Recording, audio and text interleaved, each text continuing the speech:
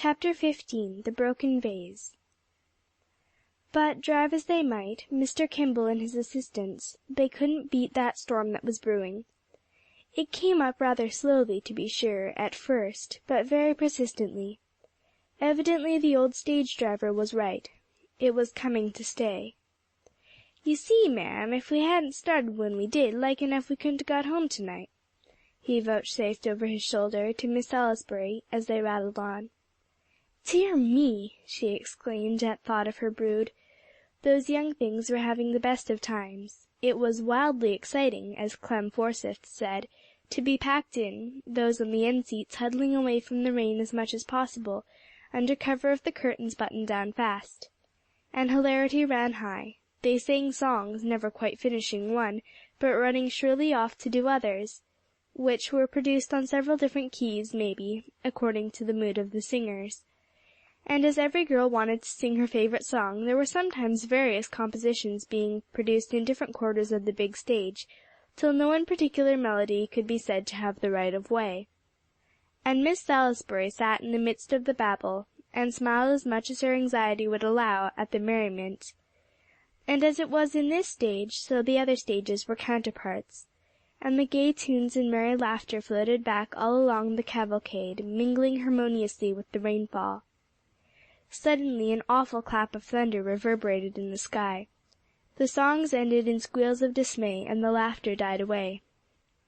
"Oh, oh, we're going to have a thunderstorm!" screamed more than one girl, huddling up closer to her next neighbor to clutch her frantically. "Oh, I'm so afraid of the thunder!" screamed Amy Garrett. "You goose, it won't hurt you." Lucy Bennett, whom Amy had crouched against, gave her a little push. "It will, it will. My uncle was struck once," said Amy, rebounding from the push to grasp Lucy frantically around the neck. "You nearly choked me to death," exclaimed Lucy, untwisting the nervous hands. "Don't get so scared. Your uncle never was struck by the thunder, and we haven't had any lightning yet, so I wouldn't yell till we do." "Well, there it is now!" cried Amy, covering her eyes. And there it was now, to be sure, in a blinding flash, to be followed by deeper rolls of thunder, drowning the screams of the frightened girls, and the plunging of the horses that didn't like it much better. Mr. Kimball peered out and squinted to the right and to the left through the blinding storm. Then he turned his horses suddenly off from the road into a narrow lane. "Oh, why do you?" began Miss Salisbury, but this remonstrance wouldn't have done any good had the old stage driver heard it. At the end of the lane he knew in a few moments they would all arrive at a big old-fashioned mansion where shelter could not be refused them under such circumstances. Although, and Mr. Kimball shook within himself at his temerity, under any other conditions visitors would not be expected or welcomed. For Mr. John Clemcy and his sister, Miss Ophelia, had never exhibited, since they settled down in this quiet spot after leaving their English home many years ago, any apparent desire to make friends. They were quite sufficient for themselves, and, what with driving about, which they did in a big basket phaeton, or behind their solemn pair of black horses, and the still more solemn coachman, Isaac, also black, and in the care of the large estate and the big brick mansion, they found ample occupation for their time and thoughts.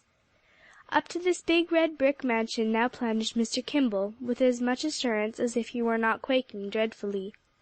And the other stages following suit, the sudden and unusual uproar brought two faces to the windows, and then to the door. "May we all get out and go into your barn?" roared Mr. Kimball, peering at them from beneath his dripping hat. There was an awful pause. Mr. Kimball clutched his old leather reins desperately, and Miss Salisbury, to whom had come faint rumours of the chosen isolation of the brother and sister, felt her heart sink woefully. Mr. John Clemcy stepped out, slender, tall, with white hair and beard, both closely cropped.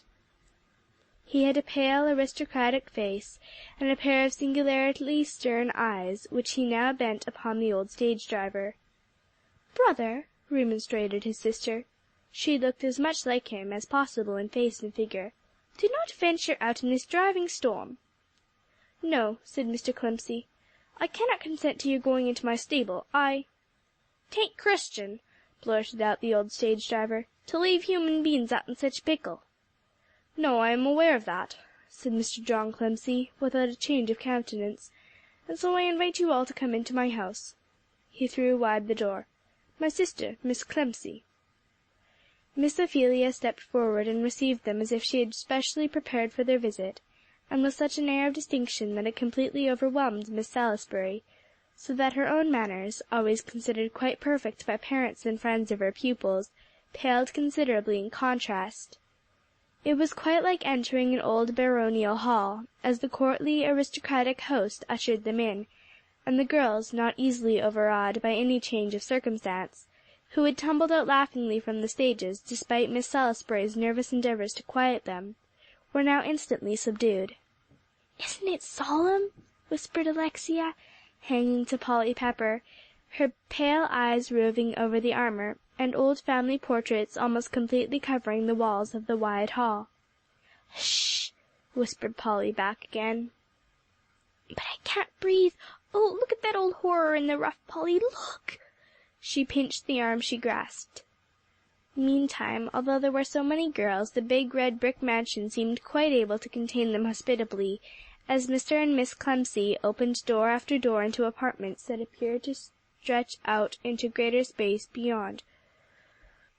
When at last the company had been distributed, Miss Salisbury found her voice. "I am pained to think of all the trouble we are giving you, Miss Clemcy."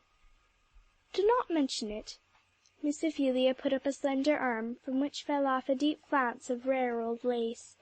The hand that thus came into view was perfect, and Miss Salisbury, who could recognize qualities of distinction, fell deeply in love with the evidences before her.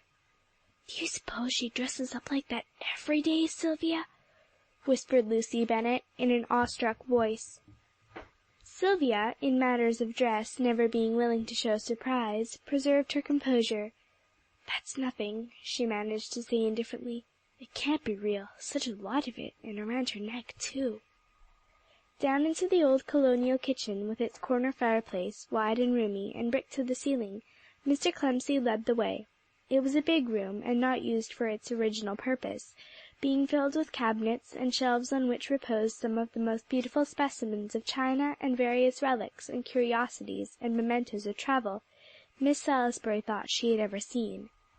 And she had been about the world a good bit, having utilized many of her vacations, and once or twice taking a year off from her school work for that purpose.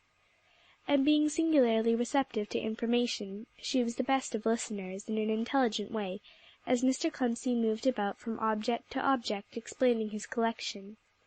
He seemed perfectly absorbed in it, and, as the girls began to notice, in his listener as well. Lucy Bennett was frightfully romantic, and jumped to conclusions at once. "Oh, do you suppose he will marry her?" she cried under her breath to Sylvia, as the two kept together. "Who? What are you talking about?" demanded Sylvia, who was very matter of fact. "Why, that old man, Mr. whatever his name is," whispered Lucy. "Mr. Clemcy? Do get names into your head, Lou," said Sylvia crossly, who wanted to look at things and not be interrupted every minute.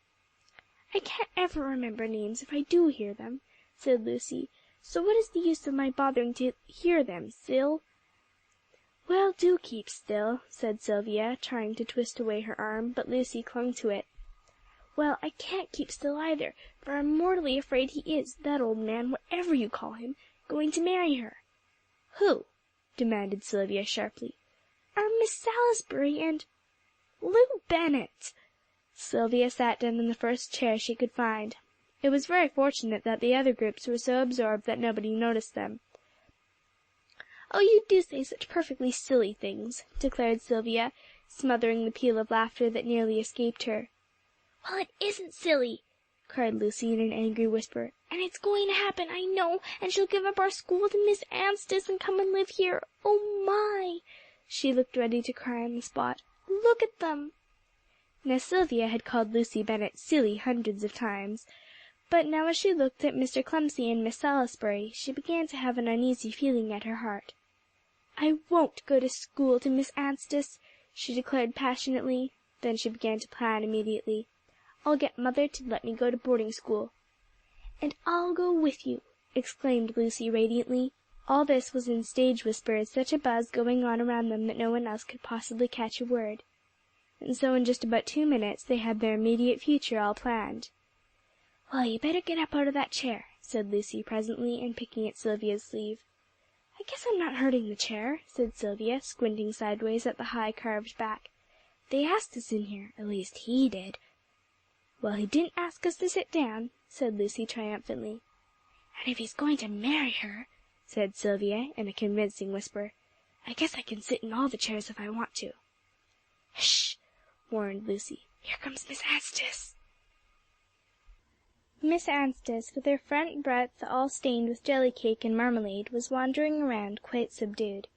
It was pitiful to see how she always got into the thickest of the groups to hide her gown, trying to be sociable with the girls.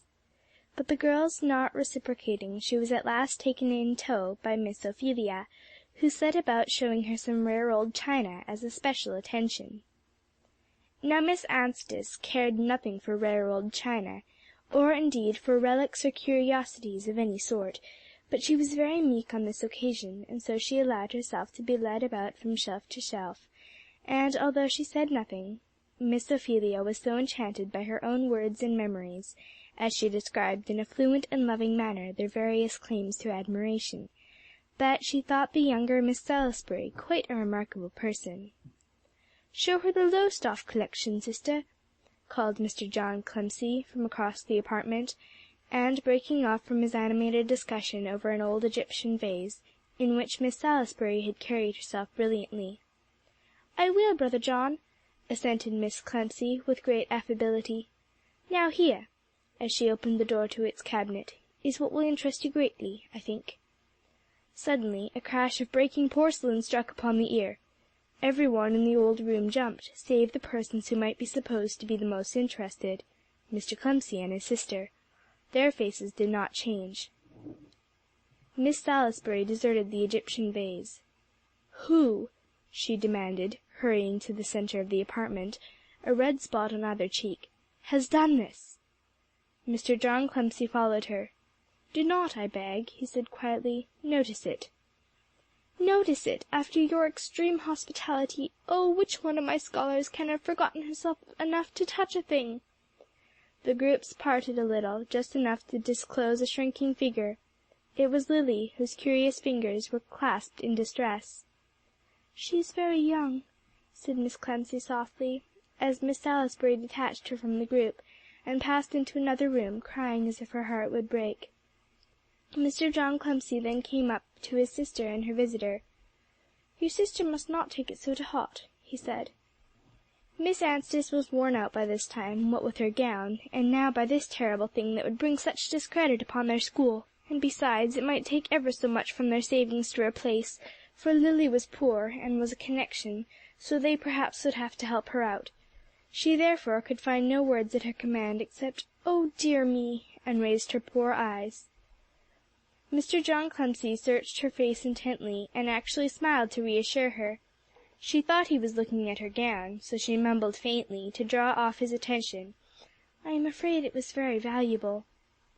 He didn't tell her it was one of the oldest bits in his collection, but while Miss Clemcy slipped off and quietly picked up every piece of the broken treasure, he turned the conversation and talked rapidly and charmingly upon something, for the life of her Miss Anstice never could tell what.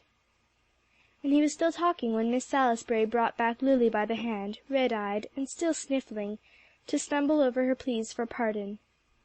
And then, the storm having abated, there were instant preparations for departure set in motion, and Mr. Kimball and his associates helped them into their vehicles, Miss Clemcy's beautiful old lace showing off finely on the great porch as she bade them good-bye. "It is real, I guess," declared Sylvia, looking closely from her seat next to Lucy. "And oh dear me, isn't this too horrible, what Lily Cushing has done?" Mr. John Clemcy helped the ladies in, Miss Anstice putting forth all her powers to enable her to ascend the steep steps without disclosing the front breadth of her gown. Despite her best endeavours, she felt quite sure that the keen eyes of both brother and sister had discovered every blemish. Miss Salisbury sank back in her seat as the barge rolled off, quite in despair, for she knew quite well that the broken vase was one of the gems of the collection. "Oh, see the lovely rainbow!" The girls' spirits rose, now that they were once more on the move. What was one broken vase, after all? And they began to laugh and talk once more. "Oh dear!" Polly Pepper glanced back. "Alexia, this will just about kill our dear Miss Salisbury," she exclaimed. "Well, I'm clear beat," Mr. Kimball was saying to himself, as nobody paid attention. "You might knock me over with a feather. To think of that old recluse that won't know nobody, him nor his sister, and is so high felt and smart, a bustin' out so polite all of a sudden." CHAPter 16